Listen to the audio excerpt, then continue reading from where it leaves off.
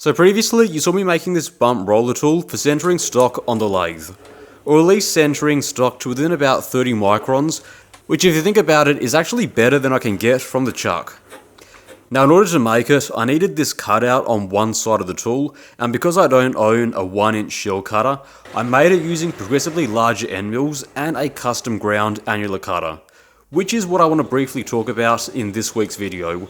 Because if you try to do the same thing with a regular annular cutter, it wouldn't work. Or at least it wouldn't work as well as it worked here.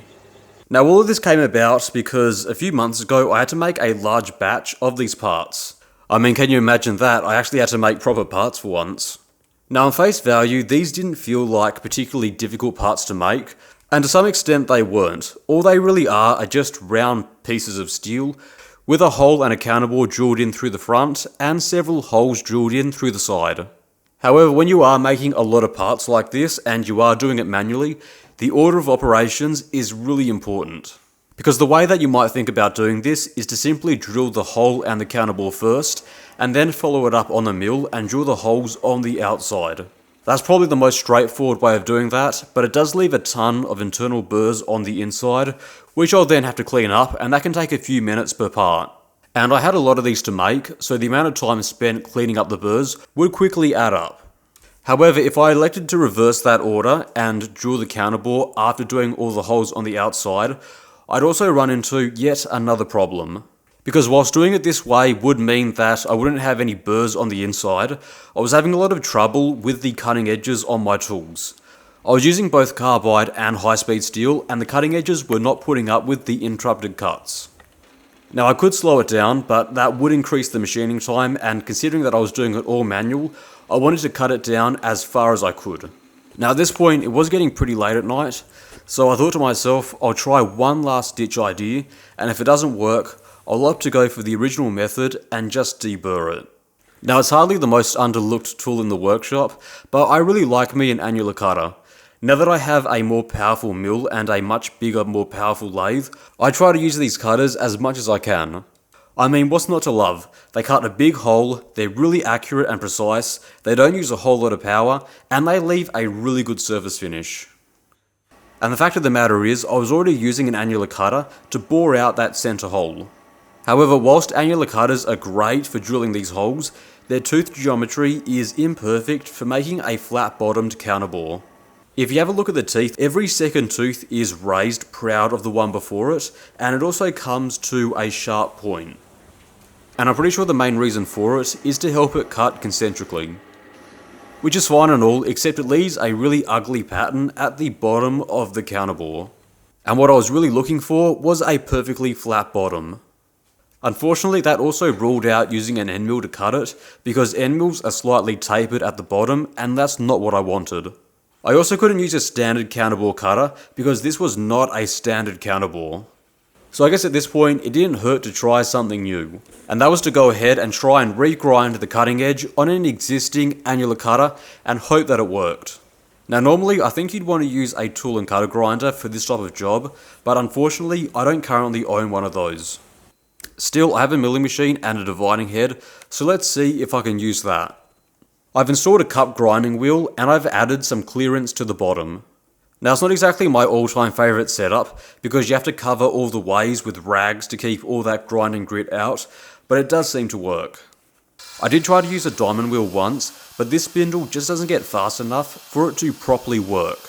Now in terms of getting the geometry correct, if I've learned anything making my own tools, it's that as long as you have the appropriate clearance and break angles, even a really basic tool should work. And considering that most of the geometry is already pre-ground in, I don't really want to do all that much to change it. All I really want to do is reshape that cutting edge and put in about 8 degrees of clearance behind that cutting edge.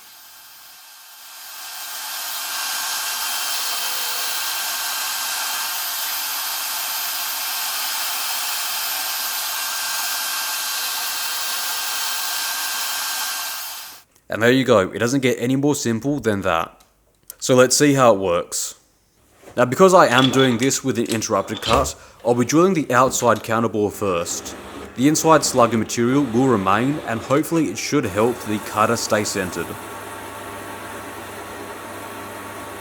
and so far it's cutting through really well.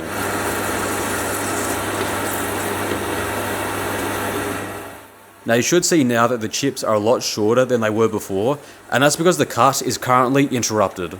And this is handling it a lot better than the boring bar did.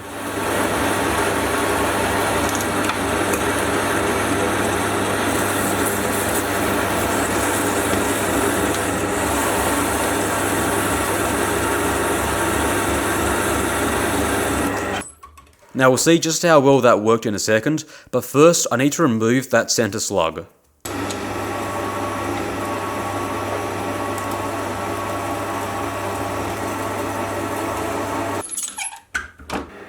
And whilst we're here, I'll also quickly add some chamfers. Alright, and those are the parts now fresh off the lathe. And you know what, that is a pretty darn good surface finish. And because it's an annular cutter, it's pretty much cutting on size, or at least to within tolerance. And there's no burrs on those inside holes, which is really what I was trying to avoid. And thankfully the teeth have held up really well. All in all, I'm really happy with that. It is worth adding though that this was not an expensive annular cutter. You know, a good one costs at least $70 to $80 in this size, and this one here was about $30. Still though, it got the job done. You know, it may not be as relevant to everyone, because from what I can tell, a lot of people in the audience do have CNC machines, but this worked really well for me, and I'm pretty much running all manual machines. All in all, a great little tool, and it saved me several hours of deburring. And it was also a lot faster to do it this way than to use a boring bar. And that's about it for this week. I hope you enjoyed this video, and I hope you enjoyed this look behind me making, you know, non-hobby parts. And I'll see you next week.